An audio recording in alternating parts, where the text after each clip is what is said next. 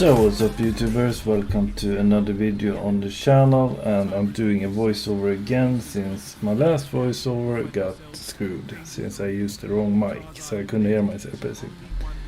Since I have a mic on my headset, but it says it should be off basically, so it's very weird. But anyhow, today I've been playing a little bit of Crew 2, no, not Crew 2, I always say wrong, Grid 2. And this was a game that was out on the Xbox Game Pass, and that's why I tried it out and was going to compare it to Forza, which is my favorite game.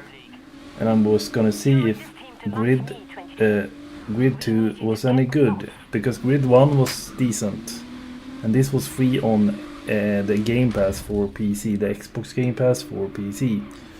So I wanted to see if there was any good in this game, so to say. And I don't know, I played Grid here as you see and had a race here, but it's just so floaty, like the feeling when you compare it to Forza is something else. It's a really, I don't know if it's a step up from Grid 1, graphically it's a really good step up. Driving wise, I don't know, I remember Grid 1 was pretty decent at least. And they upped the graphics a little bit in this, but the driving I think they stepped backwards on. But now I'm comparing this to Forza, and Forza is more open road driving in that sense. This is more track. But also you have Gran Turismo on PlayStation that is also more track related, so maybe you should compare this to Gran Turismo instead of Forza. But I wanted to compare the two, and I think Grid 2 has a long way to come to even be close to Forza Horizon, the last one, 5. That's in Mexico, and that game is really fun. The driving is spot on in that game, and this Grid 2 is, I don't know, the driving is floating. I mean, I enjoyed the races, but I was like, when I played one race, I was like, I'm probably not going to keep this game because it was on Game Pass, so I didn't pay anything for it. So I just wanted to try. And I think Forza is a game that's come out every now and then. It comes out with a good amount of time in between the Forza series, but they just time it good. So when you're excited for a new Forza, you're basically always excited. And they also have, I don't know, they have, Forza have a good combo between simulation and arcade.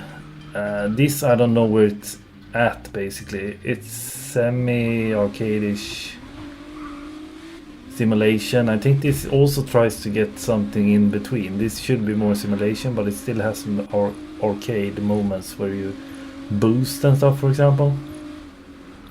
Or like, yeah, it's, I don't know. I think Grid 2 was okay, but I would never pay money for a game like this, for example. It's too not, there's too many things they haven't done well. Forza on the other hand is, as I will show soon, it's a really good game, and it wasn't a game I played a lot from the start. But then I started playing it more now lately. I don't know why, but they have an anniversary now as well, and they can then you can earn, you get the anniversary cars as well. For example, this Corvette. You also get the Lambo from the earlier Forza games, and there's a lot of cool stuff you can get now with the anniversary as well. The thing I discovered in Forza, I've been playing Forza for a while, but I was just roaming around quite a lot, and then I found this festival playlist. It's Horizon Festival Playlist, and that's basically a mode of all kind of cool stuff or playlist stuff you can do in the game. And I was not much for that, but when I tried it, it was actually really fun. You can try out so many dope cars in that mode, and you always get new races, and you can also compete with others online, or with them, so to say, against drivers that are really good drivers. So that's really amazing. So if you want a tip basically, or a hint, if you're playing Forza and you feel like you just driving around in free roam and finding new stuff. You can try the playlists. For some reason, I got a lot of new things popping up on the maps as well when I play those. I don't know if it auto generates new stuff then or something, or if it's just that I haven't played in a while and I got a bunch of stuff in the game right now to do. But it's kind of fun, and you get the cores, you get cool cores every time you get these points, and you have to get enough points to get new cores in the playlist.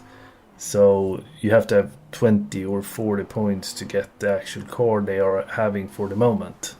And you can get some cool cores there actually, and then you can use them in the races, so it never gets boring in that sense. And also Forza is a game that is so beautiful. The driving is just spot on every time, the engine sound. And also in this game I actually spent more time outside the cockpit than I did inside the cockpit because the game is so freaking beautiful. So I end up sitting outside the car, like above, and racing that way instead of inside. I know the last Forza I sat inside the car and thought that was the most amazing, but this game is so freaking nice with all the environment and landscapes since it's in Mexico. So it's just cool to see everything just involves around the car. And when you sit in, you kind of don't see that. You get the nicer, I don't know how you should call it. I think the game looks so good that you always want to sit outside the car to see the environment. In the last Forza it wasn't really the case.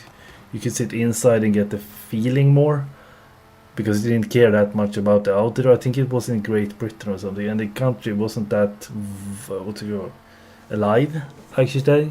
Great Britain is kind of boring from the start, I think. It's kind of grey, and they really portrayed that in the game as well. It wasn't as a highlight like this. This is Mexico, it's open, it's sun. I don't know, it's just different, it's tropical. So it's a different landscape. I will do a race with this Corvette Anniversary Edition, so you can watch that. I will leave you with that race so you can hear the engine sound, and it's also a beautiful game just to watch. So, my opinion, Forza always wins usually. It's one of the reasons you should probably get an Xbox or a PC if you're ever gonna get one. This is a game you should get because it's always a good game, and it always offers what it offers. It usually never disappoints. And sometimes it's short in the beginning, but then they release new content and maps and DLC. I haven't even bought the DLC, which is Hot Wheels, that is out as well. So that should be a good DLC, I think.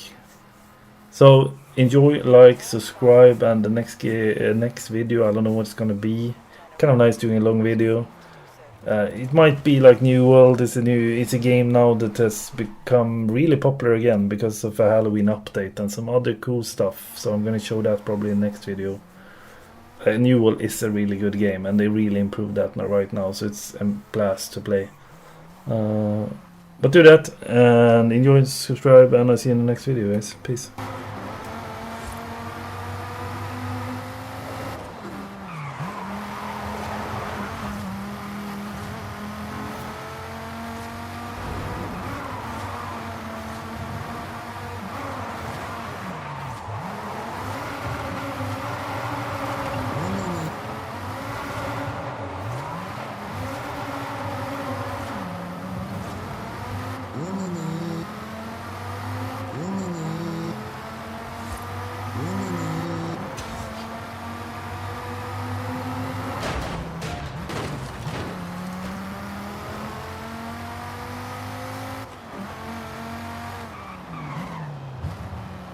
You have arrived at your destination.